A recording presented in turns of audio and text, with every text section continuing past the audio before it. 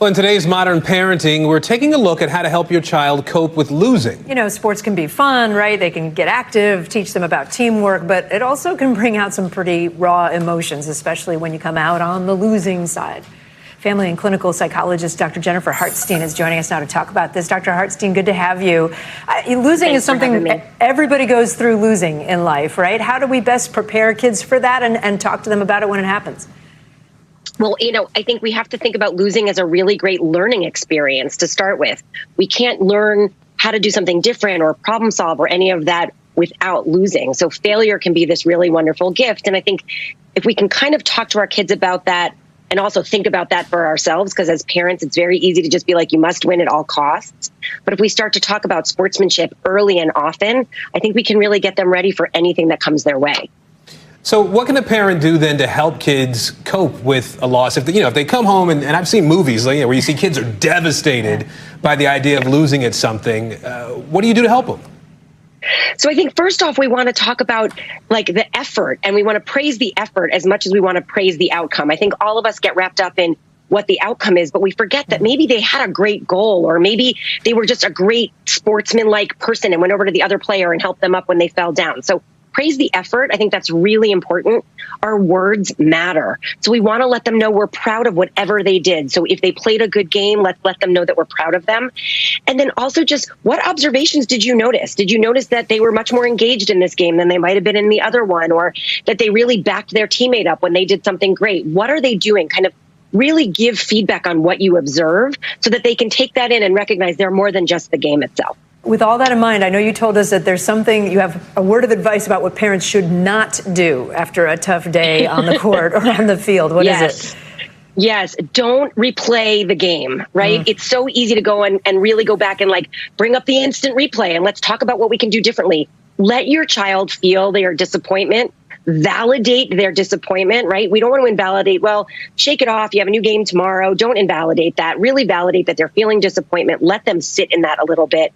Avoid the replay and don't dissect every little move that they did and tell them how they could have done it better. Let them be disappointed. Let them move through that. And tomorrow you can have that conversation. But in that moment, just let them be and be supportive and kind of hold them up in that space. And I think it applies outside of sports too. I think about things that I lost, public speaking competitions in high school. I wasn't an athlete, but I was in other spaces, and you lose things and it hurts just as much. I do want to ask you, though, while we have you, we've seen or maybe even know those parents who seem to take a loss worse than the kids do.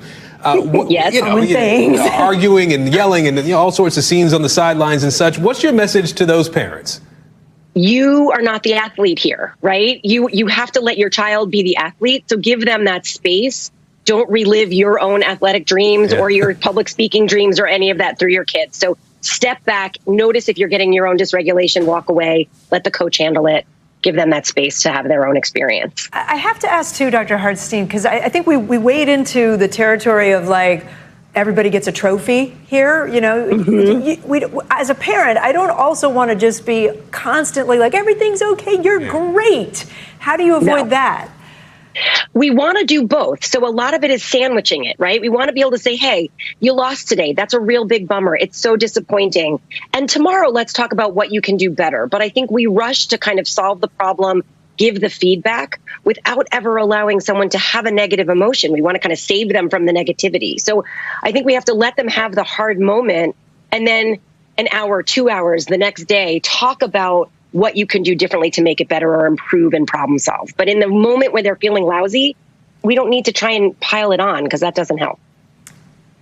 It's really interesting. I think about once giving a speech and saying, you're not the best. And I saw some parents grimace at the idea there. You said that? I said that in the speech, at a school. And so I guess I sort of wonder what you would say about that sort of messaging that there are people out there and we all sort of fall in different places at different times in what we can do and our ability to execute. Well, if we're always telling someone they're the best, especially when they're younger, what are they learning for the disappointments they're going to encounter when they're older? And disappointment is part of life. Failure is part of our experience. We don't get the job. We don't get that opportunity. The boyfriend breaks up with us, whatever it might be. So we can't and kids kind of know when you're lying to them. So we want to be mindful of that too. She started with that. You say you got to have the disappointment to learn. Dr. Jennifer Hartstein, thank you. There's much more news ahead. You're watching NBC News Daily.